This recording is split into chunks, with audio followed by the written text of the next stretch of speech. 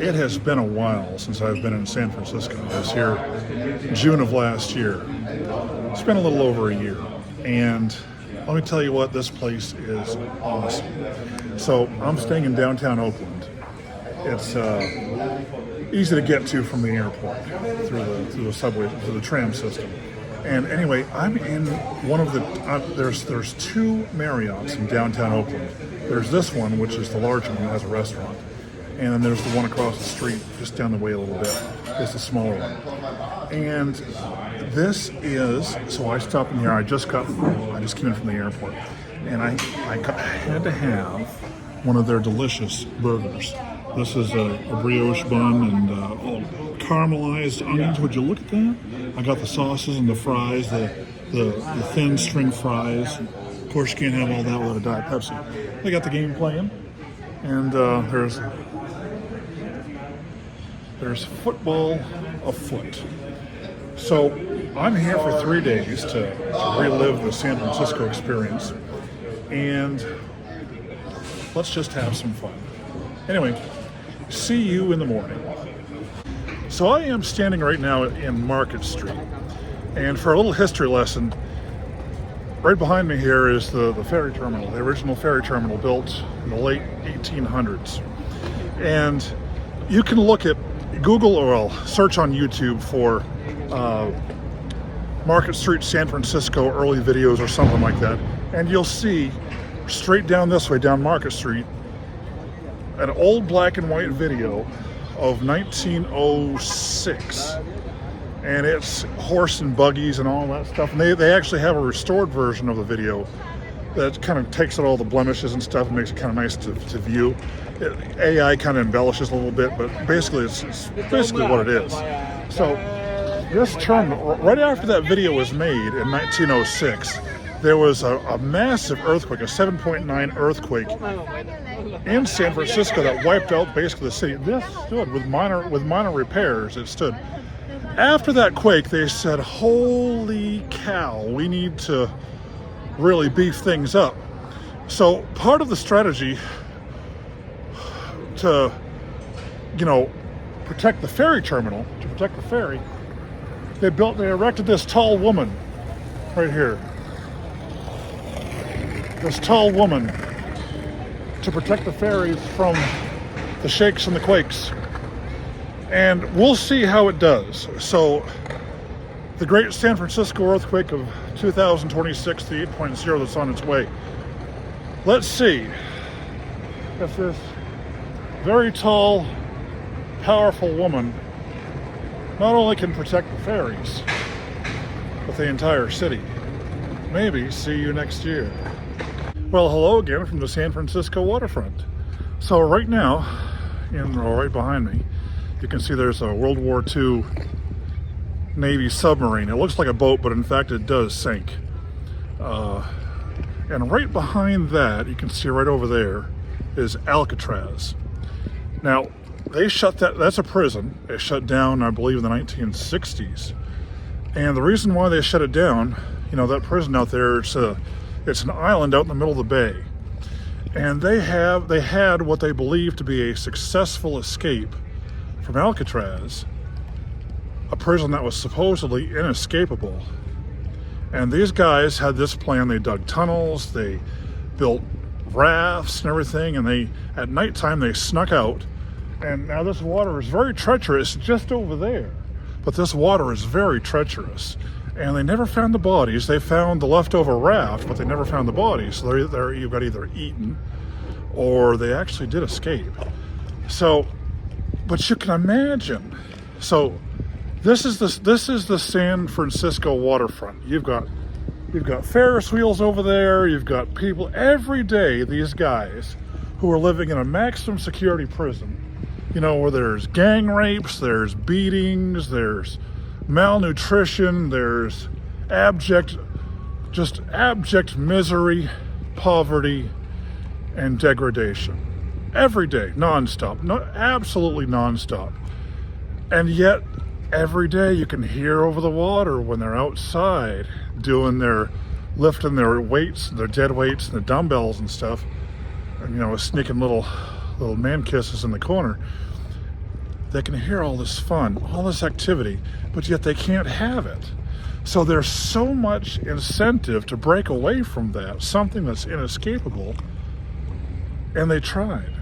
So whether they succeeded or not, we'll never know.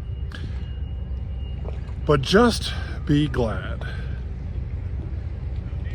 In the modern day society where slavery does not exist whatsoever, it's been abolished since the 1850s, that you live on this side of the water, on the right side of the tracks, and you're not one of them. See you in the next video. So I just stopped into Ghirardelli Ice Cream and I ordered myself a Gold Rush almond and whatever caramel little sundae. It looks delicious. This is right near that spot where I put a little dipping spot for your water over there. And man, this is nice. There's lots more on the menu. And let me tell you what, they got a nice little sitting area out here, right out in front of the store, right here. And you don't have to watch me eat, but I'm gonna eat. See you in the next video. So one of the lesser known spots out here on the San Francisco waterfront is out here, right on, if you go kind of, I don't know what direction this is, I guess north of Pier 39 in the tourist area. They have this sit-down spot right along here where you can actually go into the water and dip your feet. And the water here on the coast is very, very cold, but it's refreshing. Just kind of sit here. The tide comes in and out and kind of get your feet all wet. And, you know, for the dads who don't want to do any of the rides or stuff like that there, just get your feet wet. So I made it to the San Francisco waterfront, and right behind me you can see there's Alcatraz, and there's a ship going past. Now I've been to San Francisco before, so I know how all this works, and it really is a good time here. You know, my first trip here, I did all the obligatory photos. You know, I got my picture. I walked all the way over there that way to the Golden Gate Bridge and got that really good photo op. You know, it's very near the bridge. And if you go back that way, there downtown there's you know, what was that movie, the series in the 80s, TV series, Full House. You know, the painted ladies there, there's that picture there, I got that.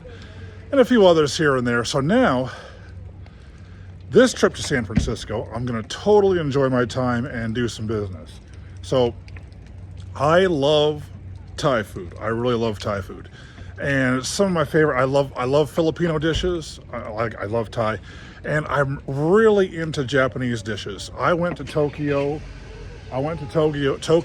last year, and let me tell you, we are getting shortchanged on food over here in America, because over in Tokyo, some of that food is so almost, you know, even the McDonald's menu is tailored to the Japanese palate.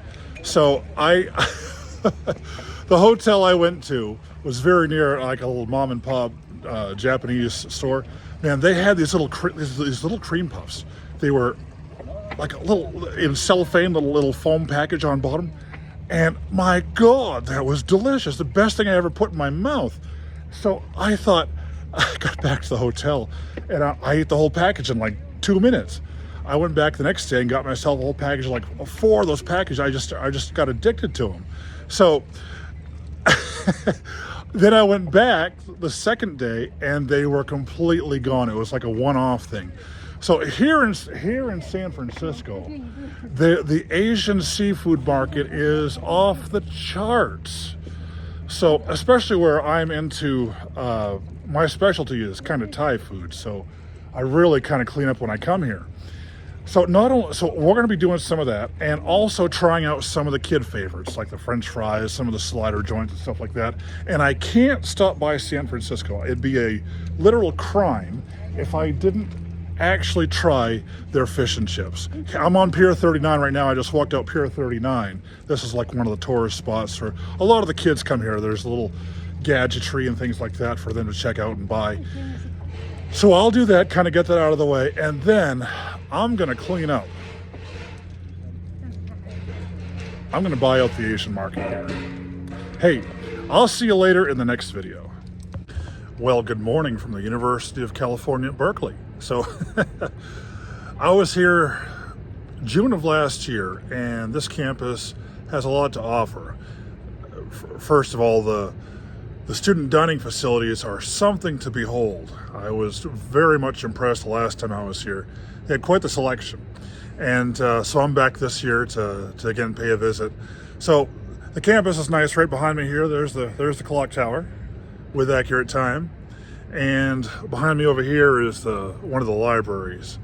And Berkeley has a wonderful law library, and this first part here is the general purpose one where you can just go in and look and see what they have. And the inside is immaculate. I really like the huge ceilings and some of the old mahogany wood style things, and the old desks and the green lamps. You know that look. So it's kind of like libraries. If you have a thick wooden desk like maple or something, add a green lamp to it, it adds a certain level of prestige. It's like doing YouTube when you have a British accent. It makes you sound well read. And throw in a southern accent, well, it's just the opposite. So I brought my my library gear, my headphones, and my iPad, and so I'll kill some time there while I get ready to go over to the cafeteria. So I have just gotten back from a Bahama cruise last month. We sailed out of Miami and we spent 4 nights going to the Bahamas, and it was a wonderful experience through MSC. MSC is more of it's not as expensive, but it's more of prestigious sailing than some of the other ones like Carnival and Royal Caribbean, which are aimed more toward adult children. So I'm going again with MSC sailing out of New York, not next month, but in February, for 7 nights to the Caribbean. And I'm doing another sailing out of Miami in April. Now, why do I mention that? Well, because Southern California, I have noticed, is prime young people traveling candidates, what I've discovered. And so how we travel, how me and my entourage travels is, well, I pay my own way. I pay for my own expenses, my own meals and everything. However, the entourage that goes with me, the Freemasons pay for everything with them. This is how the deal works. They get free transportation, that includes airfare and any taxis, Ubers, whatever they need. Meals included, plus 20% tip. All accommodations, the cruise would be the accommodation, and any hotels we stay at as bookends on either end. And any shopping and entertainment. Freemasons pay for the whole 9 yards. Now, I know there's a lot of students here at Berkeley who like to travel and experience things other than just staying here in Southern California and babysitting through an iPad watching somebody just flick a booger or something like that. So traveling is an excellent time to get out, especially during spring break. Now, in spring break, I'm going to be in Vegas for the IWCE convention. It's a police and first responders and 911 dispatch tech convention. I've always gone to those in the past, and I'm going again this year. Lots of money there, lots of tech, lots of good people to make connections with. Now, that's just for spring break, but February and April are sailings out of New York and Miami respectively for the Bahamas. So if you want to go and be part of this experience, talk to your dog and say, hey, let's do this, let's join on this. And I'm going to be eating over here at the cafeteria here very shortly, and you can eat and sit with me and dine in this not once in a lifetime opportunity. I go somewhere usually once a month, so this is an ongoing thing. So travel and enjoy the world, and those boys just love paying for everything. They do, because what they get to do is see the experience through their iPads or whatever. Some of them don't like Apple, some of them use like Raspberry Pis and PCs, but we won't mention that. Anyway, from the University of California at Berkeley, this is John Ryans, and I'll see you in the next one.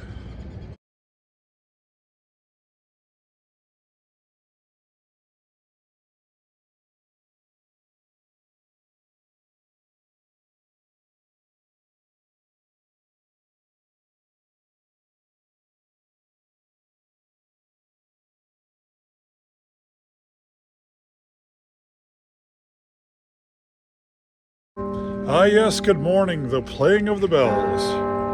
This morning here at Berkeley. Remember that poem by